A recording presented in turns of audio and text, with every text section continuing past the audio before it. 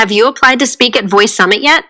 Applications are open until March 31st, so if you have something to say about voice, go to voicesummit.ai and click on Apply to Speak to be considered. Go ahead. What are you waiting for? Apply now.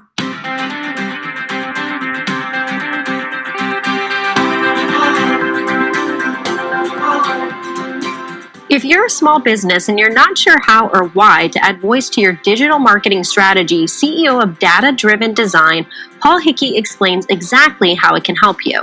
He talks about how and why he's such a fan of digital marketing, the voice skills he's created, how he's helping small and mid-sized businesses create a voice skill that meets their needs, and how he's educating the business community in his content and conference. Hi, Inside Voice podcast listeners. This is your co-host, Keri Roberts, and today my guest is Paul Hickey, the founder and CEO of Data Driven Design and the founder of the Nashville Voice Conference. Welcome, Paul. Thanks so much for being here.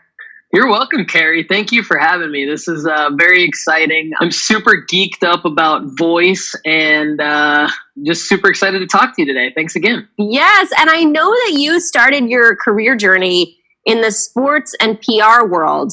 And in the amount of years that you spent there, what did you learn about marketing that made you want to focus on digital marketing and now voice specifically?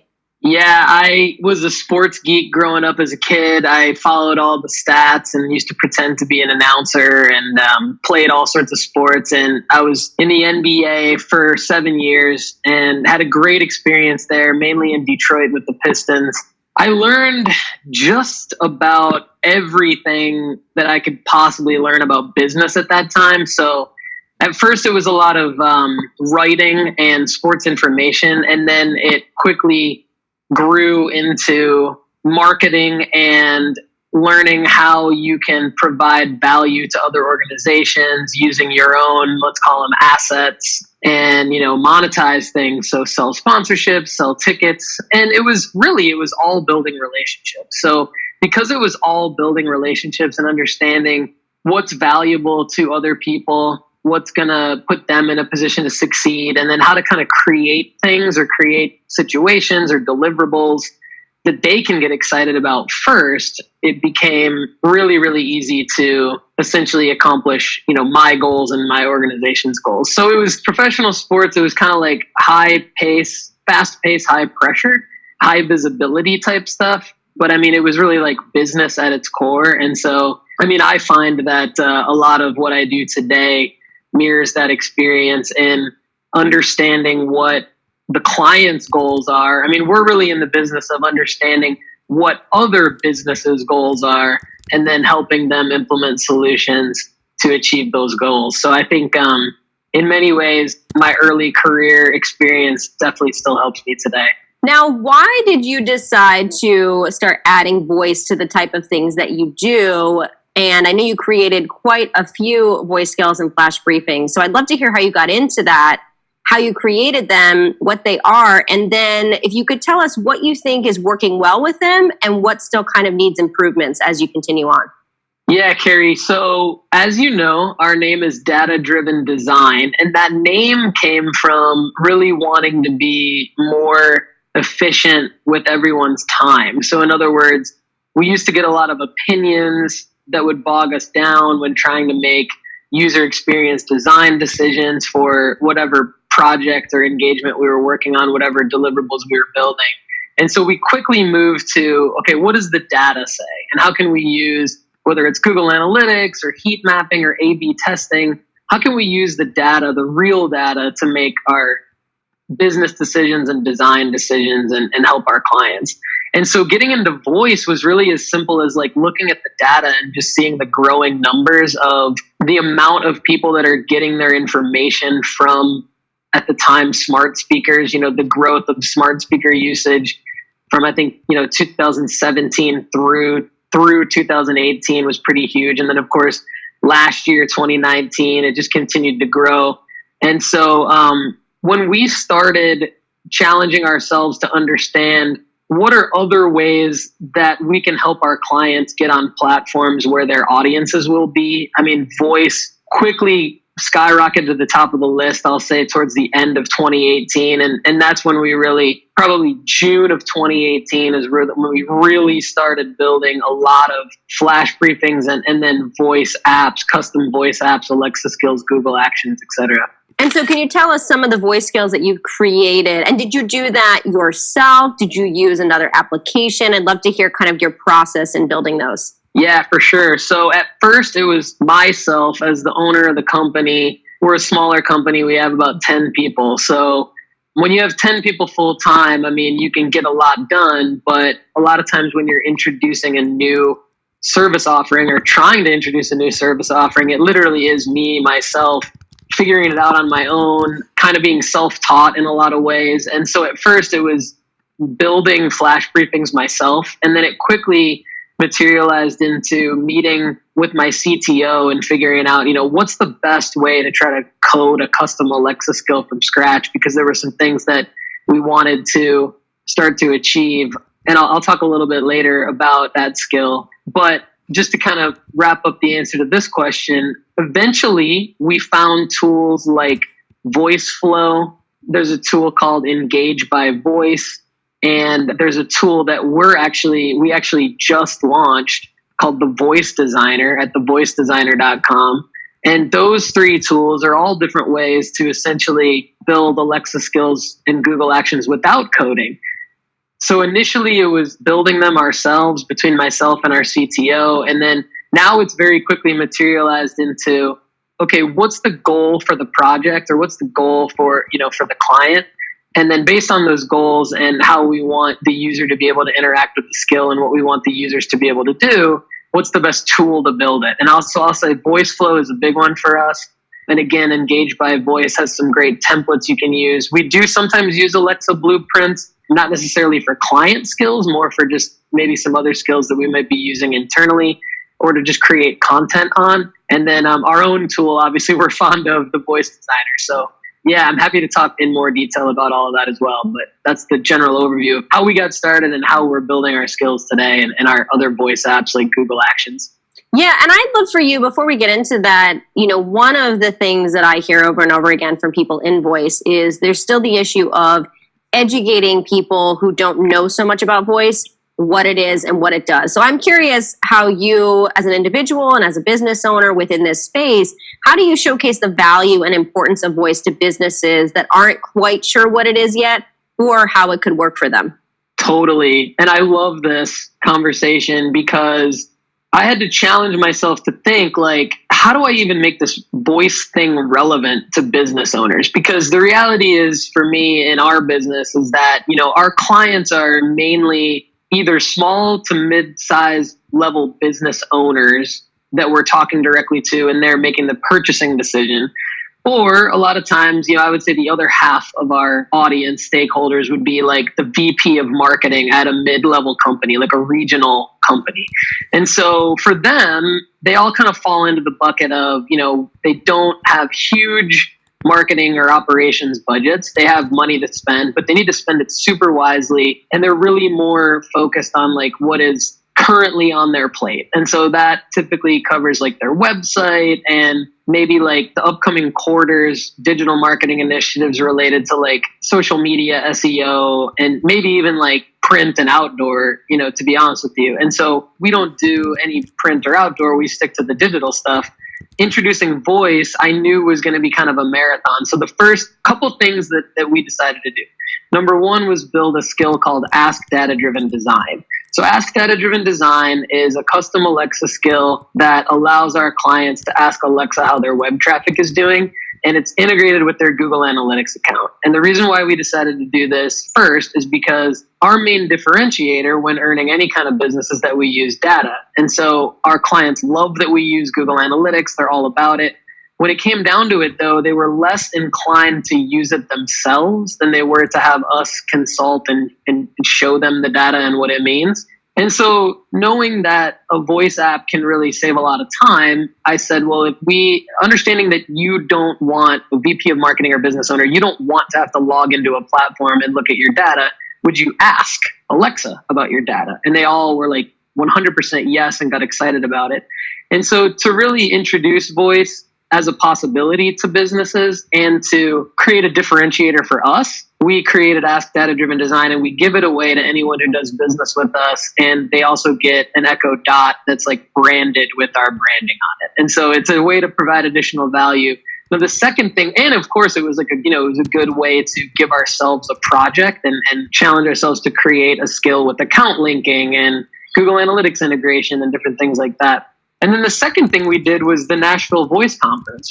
I said, okay, I love doing marketing workshops in front of like 10 to 15 or 20 business owners or marketers. Like, those are fun and they're useful, they're mutually beneficial. And what if I do one that's a little bit larger, but it's just around voice? And so we did that in 2019. We did the inaugural Nashville Voice Conference. That was a hit. And now we're doing on August 7th, 2020, Nashville Voice Conference 2020 at the Nashville Entrepreneur Center. And we're really excited about that. So that event is really just solely focused around how businesses can become more efficient and effective through integrating an Alexa skill or Google action or both into their operations and or their marketing strategy. Well, Paul, I want to congratulate you because everything you just said was not only so smart, but really fits into your vision of data-driven design and voice, because you did exactly what you said. You looked at your own data, you did some research, you asked questions, you said, how can I use voice in a way that's going to benefit my organization as well as my potential clients in a way that I can use it for marketing? So you're bringing it to people, you're showcasing it to them. You're right. Google Analytics, if anyone has ever looked at it, it can be very overwhelming, the amount of numbers that are there and not sure what to look at, what's important. Even if you put it on a spreadsheet, it can be a lot for anyone. And so I think what's great about your skill that you're talking about is you can ask, what's going on with it, what's happening, what have been the increase in traffic to my website, which are the things people truly care about. So I love that you created this from your whole ethos of what you're talking about. And it's a great way to showcase it. And then you're also kind of having this conference to answer questions and to teach more. So very, very smart. I think that's very well done. And for anyone listening, I think that's a great way to really showcase how voice can work for you and for potential clients for those that are unsure. So really nice job, Paul. Thanks, Keri. Yeah, I appreciate that. And you're right. You hit on a really good point there, because like with Ask Data Driven Design, we basically just took all of the 5 main questions that we always get asked and that we always answer. And that's where we started. And so like anyone who is starting any kind of application, especially a voice-based application, I would encourage you to start with like something simple as a minimum viable product and then grow it out from there. Can you give us some examples of clients you've created voice skills for, or even if you want to talk a little bit more about your own and the data you've seen and what it's kind of showing and how it's growing for them? Yeah, absolutely. So one in particular, I'd love to give a shout out to a woman named Carmen Johnston. She's a great person and she's a client of ours. And we've launched and are continuing to work on a Alexa skill and a Google action for Carmen Johnston Gardens is the name of her business. And I think this is a great example to kind of bring everything together. So she's a small business owner and she's also, building a personal brand around her very successful business. And she's in landscape design mainly, but she also is a master gardener and is putting out a lot of content around home and garden tips, recipes. We kind of joke around and kind of call her like a mini Martha Stewart. And so she's a content creator, but really, like a service provider to her clients. So we've worked with her and she challenged us to basically build a skill with video capabilities, because she noticed, and this is what happens when you really build good relationships with really good people. She noticed in her data that her audience is inclined to be around the home and ask Alexa or Google for some information, but then want to see it on video, visually as they might be doing something else around the house. So it's that frictionless experience with voice, but then it becomes multimodal with the ability to see a video and then even touch the screen like you can on the Echo Show and so on. And so I'm really, really proud of this one. We've launched a skill called Carmen Johnston Gardens. You can ask Alexa to, pull up videos of how-to tips on, either home or garden recipes, holiday gift ideas, different things like that Carmen specializes in. And the really cool thing about it, Keri, is like it doesn't stop there, right? Because like anyone listening probably knows, voice is changing so rapidly. So like from the different things you can do on Alexa presentation language down to being able to integrate Amazon Pay and even have Carmen say things like, hey, if you enjoyed this tip, like you can add this to your Amazon cart, this product that we were using, you can account link it and make it searchable and just have this entire library of, robust content that is very useful to, her target audience, in this case, around the house, out in the yard, out in the garden, really being efficient at home, around the home. And so entertaining, having guests over and things like that. So really fascinating to work on things like that with people that really get it and understand how voice can be kind of part of the overall brand experience. And can you share with us, I don't know how long ago you created that for her, but how her or her clients have interacted with it? What did they have to say? What is the data showing from that standpoint? Yeah, so right now, the opening invocation, or, for those of you listening that might not know what that is, probably most of you do, but all you have to say is Alexa launch Carmen Johnston Gardens, and you'll get an opening menu. And the menu will allow you to navigate. We've actually, another thing I like about this is we replaced Alexa's voice with Carmen's voice, and she's got a great presence about her. And so I think that makes for an even more improved experience. There are custom intents built in. And so the main custom intents, you can skip directly to holiday tips, home and garden tips, or recipes by saying, Alexa, ask Carmen Johnston Gardens for recipes. Alexa, ask Carmen Johnston Gardens for holiday tips. And then, Keri, we have built in close to like 100 different custom intents to skip directly to a bunch of different pieces of content. And actually, to go find those, you can go to carmenjohnstonGardens.com/voice. We've just basically listed them out there. And that's going to be along with integrating promotions into her social media, her Instagram, different things like that. We're going to use kind of her existing digital presence as a way to educate her audience and her prospective audience on how to use the skill and what to ask the skill and different things like that. So at Carmen Johnston Gardens on Instagram, it's Johnston with a T there, and then carmenjohnstonGardens.com/voice. Those are two good places to go check out her Alexa skill. And so that's great. So you're using the data, not only what you're getting back from the voice stuff, but you're integrating it with the website, with the Google Analytics, with the social, and kind of looking at all the touch points as to how people are finding out about it, interacting with it, and then can use that to kind of make it better every time. That's right. And then the other thing I'll add to that, because that is a great question that you asked. So in the Amazon Alexa Developer Console, right now, they do give you some data on, I would liken it to sort of Google Analytics top viewed pages data. It's kind of like that, where you can go in and you can see, how many users are using the skill and when they've used the skill, which is great. You can also see the top custom intents that they've used and the top pieces of content. And so we actually just got out of a meeting earlier today with my team and with Carmen's team. And basically part of the conversation was around how do we continue to manage the skill? And you're exactly right. What we're going to do is we're going to be looking at, as we add new pieces of content and decide what to feature as custom intents, we're going to use the data from the Amazon Developer Console that tells us what's being listened to most often and being engaged with most often. And then on the Ask Data Driven Design skill, we actually built that out of the gate with account linking. So it's got a back-end web-based dashboard that actually tells us, if you were to use it, for example, to check the analytics of, say, voicesummit.ai, we can see how many times you've used it and what questions you've asked it. And so then we can take the steps to improve it based on how you've used it, for example. So you had said earlier that you started a conference last year in Nashville. Can you tell us a little bit more about it and how it differs from the other conferences that are out there?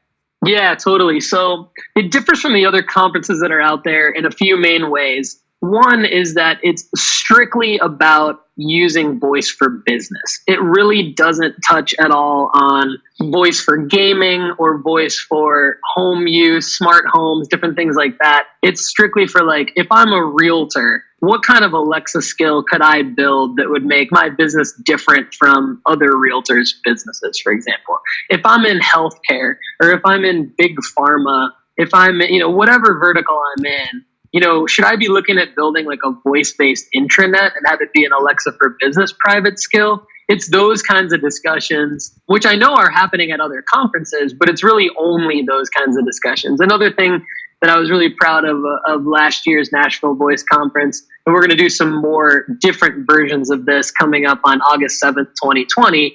We actually built like 50 Alexa flash briefings at the conference so that we could actually show the attendees how to build the flash briefing and how to manage and add content to the flash briefing while they were there. So number one, it's strictly business focused. Number two, it's really practical and tactical. So we did an opening keynote, but then we really got into these workshops and actually got stuff done. So I think those are two differentiators about the Nashville Voice Conference that I'm proud of. Wonderful. If people want to learn more about everything we talked about today, or they want to connect with you, where can they do that? The best thing to do is to email me directly at paul@datadriven.design. But I'll also say, if you're not ready to email me directly yet, definitely check out NashvilleVoiceConference.com for more information on the conference if you'd like to attend. And check out my Instagram profile and my YouTube channel. I'm constantly putting out content there. Instagram is easy. It's at Data-Driven Design. YouTube is Paul Hickey on YouTube. And then I put out content every day on my blog. So the blog is dataoveropinions.com. I really think that the best way to engage with me or follow up with me is probably to check out the content that I'm putting out every day on those platforms, and then go to the conference website, NashvilleVoiceConference.com. But if you're listening to this and you're like, man, I really want to line up a time to talk to this guy, I'm happy to do that too. And again, that's paul@datadriven.design. Perfect. And the last question we like to ask on this show to help promote voice as a whole is, besides your own, what is a current flash briefing or voice skill or experience that you're using and really enjoying right now? I'm loving the Echo Show 5 right now. It's got these great promotional visuals that are very engaging and enticing to go into different skills, like let's say the Food Network Kitchen or All Recipes. I'm really, really enjoying being able to see the suggestions that the Echo Show 5 actually shows you. I think it's easily my favorite device right now that I own, and I'm just really, really intrigued to see what direction this goes in. My thought is that there's a ton of opportunities for businesses to build skills that get used and then featured on devices like this. So just named a couple skills that I like, and then my favorite device. That's now. And this world of voice is changing so rapidly that I really do think that next month it's going to be like a whole different new slate of things that I'm going to be liking. But yeah, it's exciting. Thanks, Keri. Yeah, thank you so much for being here, Paul, and sharing your insights. And I look forward to hearing more about all you do in the future. Thanks so much. You too.